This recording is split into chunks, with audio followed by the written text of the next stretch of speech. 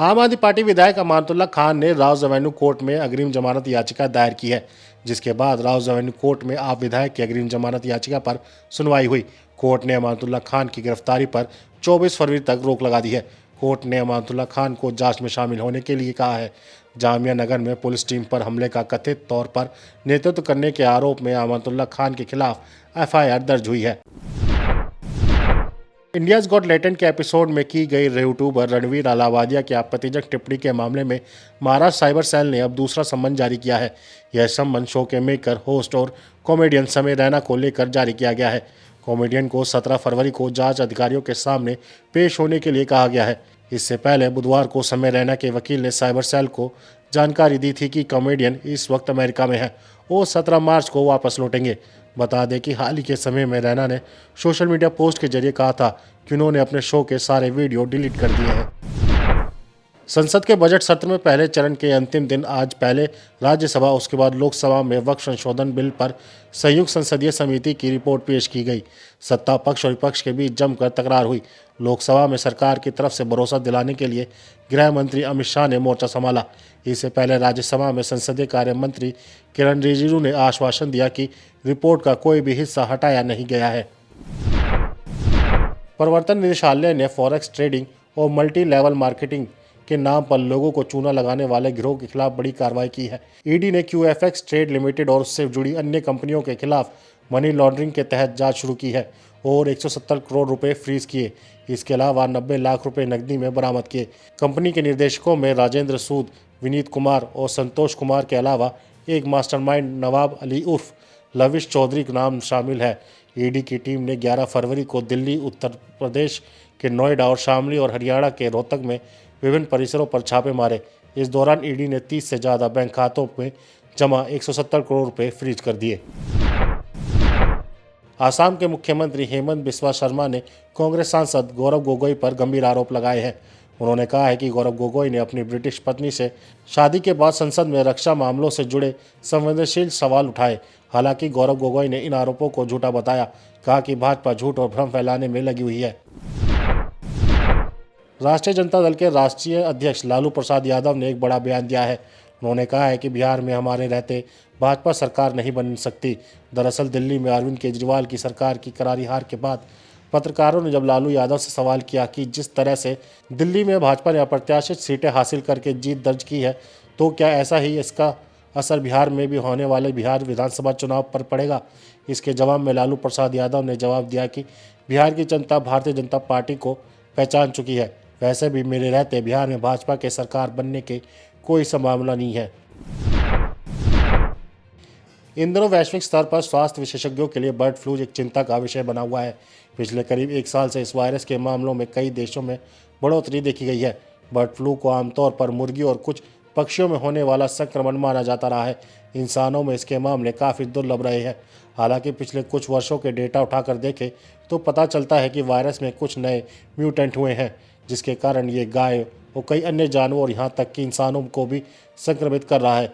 हालांकि रिपोर्ट्स में वायरस में एक और न्यू म्यूटेशन का पता चला है, जिसे अपेक्षाकृत कई प्रकार से गंभीर और खतरनाक बताया जा रहा है। महाकुंभ में स्नान के लिए प्रयागराज जा रहे यात्रियों की भारी भीड़ के कारण भारतीय रेलवे की व्यवस्था चरमरा गई है। वाराणसी, चंदौली, मधुबनी और नवादा के रेलवे स्टेशनों पर यात्रियों ने ट्रेन में तोड़फोड़ की। कई जगह लोग इंजन और लगेज वैन में बैठ गए। स्वतंत्रता सेनानी एक्सप्रेस और हमसफर एक्सप्रेस की खिड़कियां तोड़कर यात्रियों ने प्रवेश किया। ट्रेनों में कुछ जगह तोड़फोड़ की घटनाएं हुई। इनका वीडियो सोशल मीडिया पर खूब वायरल हो रहा है। कहीं पर लोग ईंट मारकर शीशे तोड़ रहे हैं, तो कहीं पर डंडों से तोड़फोड़ कर ट्रेनों में घुसने का प्रयास कर रहे हैं। भारतीय रेलवे ने गुरुवार को तोड़फोड़ करने वाले लोगों को लेकर बड़ा फैसला किया है। इनके खिलाफ कार्रवाई की जाएगी। इससे पहले RPF ने अलग अलग स्थानों पर FIR दर्ज कर ली है। केंद्रीय वित्त मंत्री निर्मला सीतारमण ने गुरुवार को लोकसभा में आयकर विधेयक 2025 पेश किया और अध्यक्ष ओम बिरला से इसे सदन के प्रवर समिति को भेजने का आग्रह किया।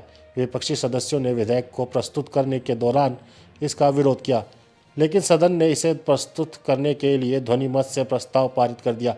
विधेयक को पेश करते हुए सीतारमण ने बिरला से आग्रह किया कि वे मसौदा कानून को सदन की प्रवर समिति को भेजें, जो अगले सत्र के पहले दिन तक अपनी रिपोर्ट प्रस्तुत करेगी। उन्होंने अध्यक्ष से प्रस्ताव पैनल की संरचना और नियमों पर निर्णय लेने का आग्रह किया। संसद के वर्तमान बजट सत्र के पहले चरण का आज आखिरी दिन कामकाजी दिन रहा। इस दौरान वक्फ संशोधन बिल पर विचार करने वाली संयुक्त संसदीय समिति की रिपोर्ट गुरुवार को लोकसभा और राज्यसभा के पटल पर रखी गई। लोकसभा में इसे दोपहर 2 बजे के बाद पेश किया गया। कार्रवाई शुरू होते वक्त ही इसे पटल पर रख दिया गया। समिति के अध्यक्ष जगदम्बिका पाल ने विधायक से संबंधित रिपोर्ट और साक्ष्यों का रिकॉर्ड सदन के पटल पर रखा। अफगानिस्तान की काबुल से एक बड़ी खबर सामने आ रही है, जहां गुरुवार को सरकारी मंत्रालय के परिसर में हुए विस्फोट में एक व्यक्ति की मौत हो गई और 3 लोग घायल हो गए। शहरी विकास और आवास मंत्रालय के प्रवक्ता मोहम्मद कलाम अफगान ने बताया कि एक व्यक्ति ने मंत्रालय के परिसर में हमला करने की कोशिश की, लेकिन वह अपने लक्ष्य तक पहुंचने से पहले उसे सुरक्षा गार्ड ने मार गिराया। हालांकि प्रवक्ता ने विस्फोट के स्रोत के बारे में कुछ नहीं बताया और कोई जानकारी नहीं दी। संयुक्त राष्ट्र बाल कोष ने इसराइल के कब्जे वाले पश्चिमी तट पर लगातार बढ़ती हिंसा के बीच बच्चों की दशा पर चिंता व्यक्त की है, जिसमें प्रभावित क्षेत्र में हताहत बच्चों की संख्या और विस्थापन पर इजाफा हुआ है। यूनिसेफ के मध्य पूर्व और उत्तरी अफ्रीका के लिए क्षेत्रीय निदेशक के एक वक्तव्य के मुताबिक एजेंसी ने पश्चिमी तट में हथियारबंद गतिविधियों को तुरंत बंद करने का आह्वान किया है। राष्ट्रपति डोनाल्ड ट्रंप बीते 20 जनवरी को शपथ लेने के बाद कई बड़े फैसले कर चुके हैं।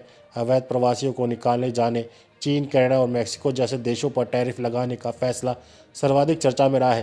ताज़ा घटना में अमेरिका ने गल्फ ऑफ मैक्सिको यानी मैक्सिको की खाड़ी का नाम बदलकर अमेरिका की खाड़ी करने का ऐलान किया है। व्हाइट हाउस ने ट्रंप प्रशासन के इस अहम फैसले के बारे में एक बयान जारी किया। इसमें कहा गया कि फ्लोरिडा से टेक्सास होते हुए मैक्सिको तक फैले जल मार्ग को अब अमेरिका की खाड़ी नाम से जाना जाएगा। अमेरिका ने कहा कि अन्य देशों पर भी ऐसा ही करने का दबाव बनाया जा रहा है। ताइवान में गुरुवार को एक डिपार्टमेंटल स्टोर में हुए विस्फोट में 4 व्यक्तियों की मौत हो गई और 26 अन्य घायल हो गए। दमकल अधिकारियों ने बताया कि विस्फोट ताइचुंग शहर के शिनकोंग मित्सुकोशी डिपार्टमेंटल स्टोर की 12वीं मंजिल पर स्थित फूड कोर्ट यानी खाने पीने के स्थान पर हुआ। अधिकारियों ने बताया कि घायलों को अस्पताल में भर्ती कराया गया है, जिनमें से कईयों की हालत गंभीर बनी हुई है। मकाओ के पर्यटन कार्यालय के मुताबिक मृतकों में मकाओ से आए 2 लोग भी शामिल हैं। स्थानीय मीडिया ने बताया कि वे 7 लोगों के एक परिवार का हिस्सा थे जो घूमने के लिए वहां गए थे। अन्य 5 लोग भी घायल हुए हैं, जिनका इलाज अब ताओचिंग के स्थानीय अस्पताल में चल रहा है। अमेरिका में तुलसी गबार्ड को राष्ट्रीय खुफिया निदेशक के रूप में शपथ दिलाई गई। अमेरिकी समय अनुसार बुधवार शाम को व्हाइट हाउस में राष्ट्रपति डोनाल्ड ट्रंप की मौजूदगी में तुलसी को शपथ दिलाई गई। अमेरिकी अटॉर्नी जनरल पाम गोंडी ने ओवल ऑफिस में गबार्ड को शपथ दिलाई। गबार्ड के शपथ ग्रहण समारोह का वीडियो एक्स पर शेयर किया। व्हाइट हाउस के आधिकारिक एक्स हैंडल पर भी शपथ ग्रहण की तस्वीरें और वीडियो शेयर की गई। इस शपथ ग्रहण के बाद तुलसी ने प्रधानमंत्री नरेंद्र मोदी से मुलाकात की। पीएम मोदी ने तुलसी के साथ बैठक की तस्वीरें साझा की। आप इस खबर के बारे में क्या सोचते हैं, हमें कमेंट सेक्शन में बताएं। साथ ही ब्रह्मास्त्र न्यूज़ को सब्सक्राइब और शेयर भी ज़रूर करें।